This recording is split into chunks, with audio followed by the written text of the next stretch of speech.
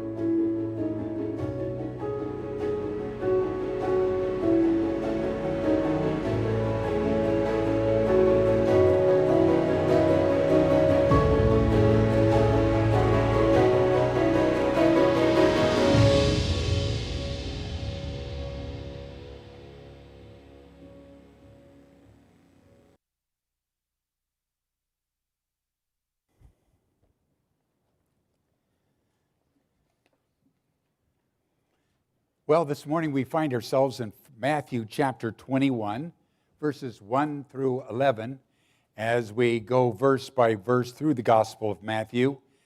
And we're wrapping up the very end of Christ's earthly ministry. Matthew only has 28 chapters, so we know we're getting close to the conclusion of this first gospel of the New Testament. And we get to talk about the triumphal entry of Jesus into Jerusalem. As we think about this triumphal entry, it is the last giant public event as Jesus enters the city of Jerusalem at a precise year, a precise day, and it'll be at a precise hour that he lays his life down. Whenever we talk about prophecy, and by the way, Matthew is going to spend some time there in the next several weeks as we work through the Gospel of Matthew. Whenever God mentions prophecy, he challenges us to go back and find where it was he said that in the first place. And we're going to look by way of our applications why prophecy is so important. Sometimes people have said about prophecy, it makes you so heavenly minded, you're no earthly good. That was not God's intent for telling us about things that are going to happen. This is an event that the Lord prophesied about 500 years earlier. So as we're getting into this particular cluster of verses, this is old news, 500-year-old news. Now, as we think about the triumphal entry, we think of coronations of kings, and we don't have a king. We're governed completely differently, and there isn't hardly a country on earth anymore that does have kings that actually rule and reign. But in days gone by, kings were the order of the day that ruled a country. When a king was coronated, it followed a particular pattern. First of all, he was dressed in the most ornate, expensive clothes that you could possibly find, decorated with all kinds of precious gems. And he was driven into the capital city in a special carriage with stately horses, followed by dignitaries or rulers of other nations following along afterward, along with a contingency of religious leaders, and then following behind them a very organized, structured military unit, oftentimes the military unit that best represented bravery, special forces, so to speak, that followed afterward. Music was a part of it. You can think about parades today, but music was a part of it. People lined the streets to see the king on this stately journey to the capital city. And as you think about what all is taking place, all the world's grandeur is focused on that particular person. Everything is set up in splendor. And many times the people say and do things to suggest their loyalty to this new king that we know very little about today. This will be Christ's coronation. And yet it's going to be totally different than what the world had ever seen before and what the world would ever see afterwards. The Passover was the setting of this coronation. And there was an added attraction in addition to the Passover. But first of all, we need to understand what is going on. First of all, by way of a Passover, a census had been taken shortly thereafter, and 260,000 lambs were killed at Passover on this altar in Jerusalem. 260,000. A lamb could die for up to 10 people. The estimated number of people in this city that would perhaps house 70 to 100,000 people was well over 2 million people. We can't even imagine a cluster like that. And as we think about this Passover, it had been done for hundreds and hundreds and hundreds of years. People had gotten used to it as a religious holiday, kind of like what we do with Christmas and Easter. It's a religious holiday, but we really don't spend much time celebrating Christ. It's family time. It's doing things together. It's opening gifts. It's all these other things, and Christ literally is lost in the shuffle. The Passover originally was to celebrate the Jews' deliverance from Egypt. Each item of the Passover meal, beginning with the lamb, was carefully dictated and religiously followed over the years. Like so many things that are passed down from generation to generation, is that we can do exactly what a generation before us did, but totally lose the reason for doing it. We're going through the motions, and at that point, it's just a religion. It's not a relationship with God at all. And see, it started out as a relationship. In fact, as you study what even the name Israel means, it comes from two Hebrew words, one meaning clinging together, and El meaning God. Clinging together with God. That's how the nation got founded. But nobody knew that anymore. See, much like our country, we've lost track of why things are the way they are. And if we don't know why, then there's no reason to preserve them. As we think about this religious experience, everybody is flocking there to celebrate the Passover lamb that way down the road someday, some people have said, the Messiah will come and set up his kingdom. It is the priest's job in the temple during this Passover week to teach all the children of these 2 million people. The parents would bring up the children all to the temple, and the priests would teach the children that the Messiah was coming. Isn't that something? Been doing that for years. Nobody actually believed it was going to happen, but that's what we teach here. Every year, the same time with all the kids. And if you follow back, remember when it says that Jesus was in the temple and he was teaching them at the age of 12? Can you imagine they're talking about the Messiah and the Messiah is right there with them? And it said the priests were amazed at this boy. Well, that didn't jolt too many minds, and as it continued on with the tradition, without a relationship, it was just passed on and passed on. And so all the individuals were experiencing a religious celebration headed to a Christless eternity, separated from a holy God. If this wasn't a big enough attraction, something just happened a couple miles from Jerusalem earlier that week. There was a prominent man named Lazarus.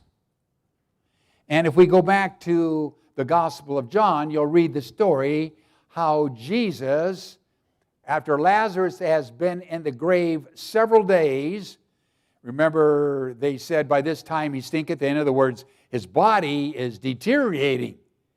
And Jesus says, move the stone, and he calls him forth and heals him, brings him back to life. If it wasn't a big enough deal for this religious ceremony, everybody wanted to talk to Lazarus. Were you really dead? Did you just get into a trance, or or did you black out? Or were you in a coma? What actually happened? We got to hear. And so just 2 miles away from Jerusalem, more people are gathered just to hear and see a man who was dead who came back to life. This attracted not only great multitude of people that were already going to Jerusalem, it was kind of like a coming attraction, see? But it infuriated the religious leaders of the day. This is what they said. If we don't stop Jesus, the whole world will go out after him. He's bringing